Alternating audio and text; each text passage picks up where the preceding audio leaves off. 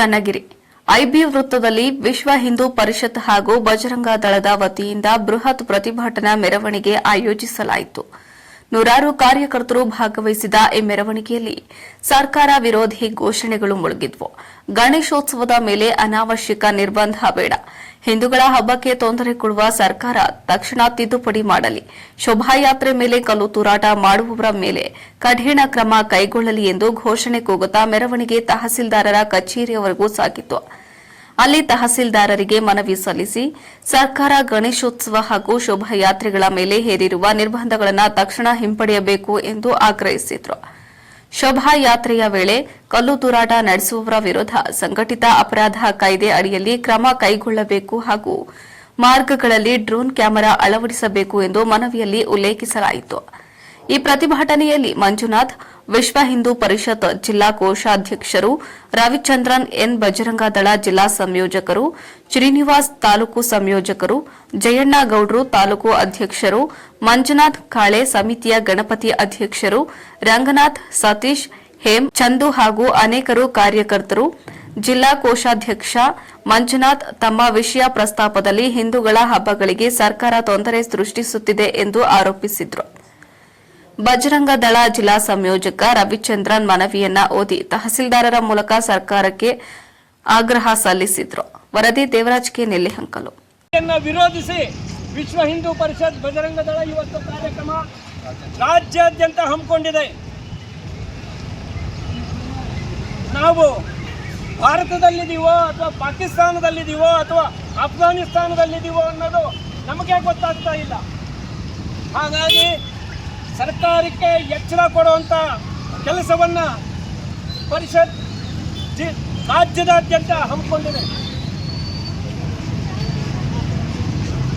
ಮಹಾಭಾರತದಲ್ಲಿ ಶಿಶುಪಾಲನಿಗೆ ಶ್ರೀಕೃಷ್ಣ ಪರಮಾತ್ಮ 100 ತಪ್ಪು ಮಾಡೋದಕ್ಕೆ ಅವಕಾಶ ಕೊಟ್ಟಿದ್ದ. 101ನೇ ತಪ್ಪನ್ನು ಅವನು ಯಾವುದೇ ಕಾರಣಕ್ಕೂ ಮನ್ನಿಸಲಿಲ್ಲ. ಶಿಶುಪಾಲನ 101ನೇ ತಪ್ಪಿಗೆ ಶ್ರೀಕೃಷ್ಣ ಪರಮಾತ್ಮ ಅವನ ತಲೆದಂಡವನ್ನು ತಗೊಂಡ. ಅದೇ ರೀತಿ ಕಾಂಗ್ರೆಸ್ ಸರ್ಕಾರ ತಪ್ಪಿನ ಮೇಲೆ ತಪ್ಪುಗಳನ್ನು ಮಾಡ್ತಾ ಇದೆ. ಆದರೆ ಕೃಷ್ಣ ಪರಮಾತ್ಮ ಲೆಕ್ಕ ಇಟ್ಟಿದ್ದ, ನಾವು ಲೆಕ್ಕ ಇಟ್ಟಿಲ್ಲ. 101ನೇ ತಪ್ಪು ಆ ಕೊಡ, ಪಾಪದ ಕೊಡ ತುಂಬದ ಕೂಡಲೇ ರಾಜ್ಯ ಸರ್ಕಾರದ ಆ ಭಗವಂತನೇ ಕೃಷ್ಣ ಪರಮಾತ್ಮನ ರೂಪದಲ್ಲಿ ಬಂದಿರೋ ವಿಶ್ವ ಹಿಂದೂ ಪರಿಷತ್ ಬಜರಂಗ ದಳ ತನ್ನ ಸತ್ಯವನ್ನು ಕಾಪಾಡುತ್ತೆ.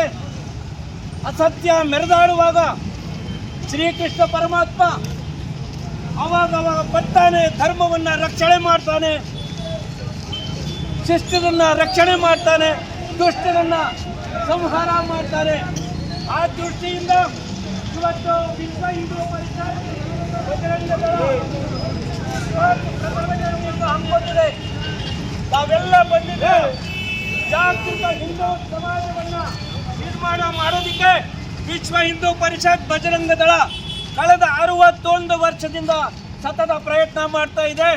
ರಾಷ್ಟ್ರೀಯ ಸ್ವಯಂ ಸೇವಕ ಸಂಘ ಕಳೆದ 100 ವರ್ಷದಿಂದ ಯಾವುದೇ ಪ್ರಚಾರ, ಅಬ್ಬರ, ಆಡಂಬರ ಇಲ್ಲದೆ ತನ್ನ ಸಾಮಾಜಿಕ ಕೆಲಸವನ್ನು ಮಾಡ್ತಾ ಇದೆ. ಅವತ್ತು 1925ರಲ್ಲಿ ಬಿತ್ತದಂತ ರಾಷ್ಟ್ರೀಯ ಸ್ವಯಂ ಸೇವಕ ಸಂಘದ ಬೀಜ ಇವತ್ತು ಹೆಮ್ಮರವಾಗಿ ಬೆಳೆದಿದೆ. ಫಲವನ್ನು ನಾವು ನೋಡ್ತಾ ಇದ್ದೀವಿ. ಹಿಂದೂ ಸಂಘಟನೆಯಾದ್ರೆ ಏನು ಪರಿಣಾಮ ದೇಶದಲ್ಲಿ, ಜಗತ್ತಿನಲ್ಲಿ ಆಗುತ್ತೆ ಅನ್ನೋದಕ್ಕೆ ಒಂದೇ ಒಂದು ಮಾತು ಹೇಳಿ ನಾನು ನನ್ನ ಮಾತನ್ನ ಮುಗಿಸ್ತೀನಿ. 500 ವರ್ಷದ ಹೋರಾಟ, 3.5 ಲಕ್ಷ ಹಿಂದೂಗಳ ಬಲಿದಾನ, 75ಕ್ಕೂ ಹೆಚ್ಚು ಯುದ್ಧಗಳು ನಡೆದಿದೆ. ಒಂದು ಶ್ರೀರಾಮ ಮಂದಿರದ ಸ್ಥಾಪನೆಗಾಗಿ ಜಗತ್ತೇ ಆಶ್ಚರ್ಯ ಪಡ್ತಾ ಇದೆ. ಇದೇನು ಭಾರತೀಯರಿಗೆ ಹುಚ್ಚ? ಒಂದು ದೇವಸ್ಥಾನಕ್ಕೋಸ್ಕರ ಇಷ್ಟು ಪ್ರಾಣಾರ್ಪಣೆ ಆಗಿದೆ, ಇಷ್ಟು ಹೋರಾಟಗಳು.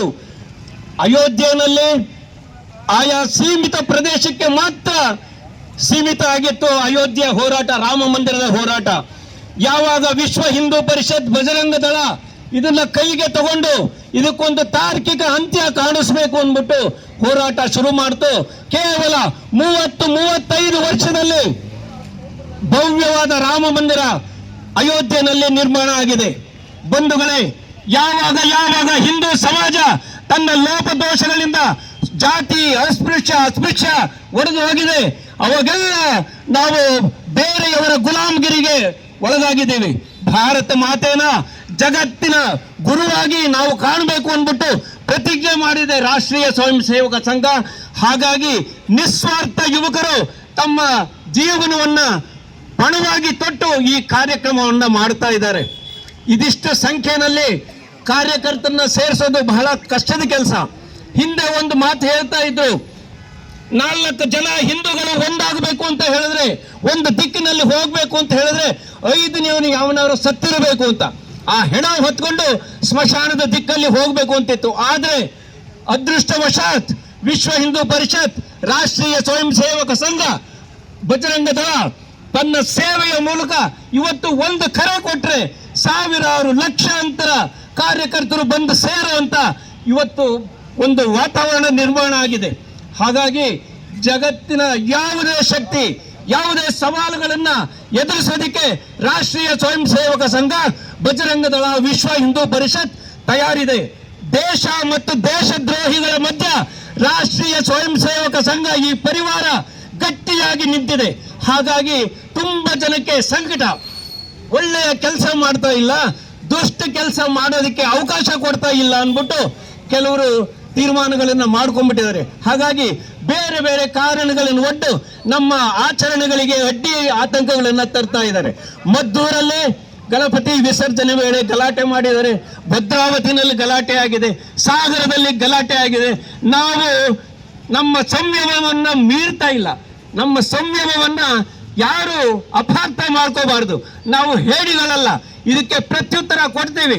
ಆದ್ರೆ ನಾವು ಇರುವೆ ಗೂಡಿಗಳಿಗೂ ಸಕ್ಕರೆ ಹಾಕುವಂತ ದೊಡ್ಡ ಭವ್ಯವಾದ ಸಂಸ್ಕೃತಿಯ ವಾರಸ್ದಾರರು. ಹಾಗಾಗಿ ಯಾವುದೇ ದುಷ್ಟ ದಾರಿಗಳಿಂದ ಅಲ್ಲ, ಸತ್ಯದ ಮಾರ್ಗದಿಂದ ನಾವು ಭಾರತ ಮಾತೆನ ಜಗದ್ಗುರು ಸ್ಥಾನದಲ್ಲಿ ಕಾಣಬೇಕು ಅಂದ್ಬಿಟ್ಟು ರಾಷ್ಟ್ರೀಯ ಸ್ವಯಂ ಸೇವಕ ಸಂಘ ಧ್ಯೇಯವನ್ನ ಇಟ್ಕೊಂಡಿದೆ. ನಮ್ಮ ಕಲ್ಯಾಣ ಮಾಡಿಕೊಂಡು ಜಗತ್ತಿನ ಕಲ್ಯಾಣ ಆಗಬೇಕು. ವಿಶ್ವ ಹಿಂದೂ ಜಗತ್ತಿನಲ್ಲಿ ಹಿಂದೂ ಸಂಸ್ಕೃತಿ, ಹಿಂದೂ ಸಮಾಜ ಇದ್ದರೆ ಮಾತ್ರ ಜಗತ್ತಿಗೆ ಶಾಂತಿ. ಇಲ್ಲ ಅಂತ ಹೇಳಿದ್ರೆ ಇನ್ನೊಂದು ಆಫ್ಘಾನಿಸ್ತಾನ ಆಗ್ತೀವಿ, ಇನ್ನೊಂದು ಪಾಕಿಸ್ತಾನ ಆಗ್ತೀವಿ, ಇಲ್ಲ ಇನ್ನೊಂದು ಬಾಂಗ್ಲಾದೇಶ ಆಗ್ತೀವಿ. ಹಾಗಾಗಿ ಬಂಧುಗಳೇ, ಇವತ್ತು ಇಲ್ಲೆಲ್ಲ ಸೇರಿದರೆ ಯುವಕರು, ಇಲ್ಲಿ ನಾನೊಬ್ಬನೇ ತಲೆ ಕೂದಲು ಬೆಳ್ಳಗಾಗಿರೋದು. ಅಂದ್ರೆ ಹಿಂದೂ ಸಂಘಟನೆ ತನ್ನ ಪ್ರವರ್ಧಮಾನಕ್ಕೆ ಬರ್ತಾ ಇದೆ. ಹಾಗಾಗಿ ನಾವೆಲ್ಲ ಈ ಹಿಂದೂ ತೇರನ್ನ ಎಳೆಯೋದಕ್ಕೆ ಸಹಕಾರಿಗಳಾಗಬೇಕು, ಎಲ್ಲ ಕಾರ್ಯಕ್ರಮಗಳಲ್ಲೂ ಸೇರಬೇಕು ಅಂತ ಕೇಳ್ಕೊಂಡು ನನ್ನ ಮಾತನ್ನು ಮುಗಿಸ್ತೇನೆ. ಕೆಲವು ಹಿರಿಯರಿದ್ದಾರೆ, 2 ನಿಮಿಷ ಅವರು ಮಾತಾಡ್ತಾರೆ. ಜೈ ಶ್ರೀರಾಮ್. ಎರಡು ಕೈ ಎತ್ತಿ ಭಾರತ್ ಮಾತಾ ಕಿ. ಮೇಲೆ ಡ್ರೋನ್ ಕ್ಯಾಮೆರಾ ಅಳವಡಿಸಬೇಕೆಂದು ರಾಜ್ಯ ಸರ್ಕಾರವನ್ನು ಆಗ್ರಹಿಸಿ ಬೃಹತ್ ಪ್ರತಿಭಟನೆಯನ್ನು ಹಮ್ಮಿಕೊಳ್ಳಲಾಗಿದೆ. ವಂದನೆಗಳೊಂದಿಗೆ ಜೈ ಶ್ರೀರಾಮ್.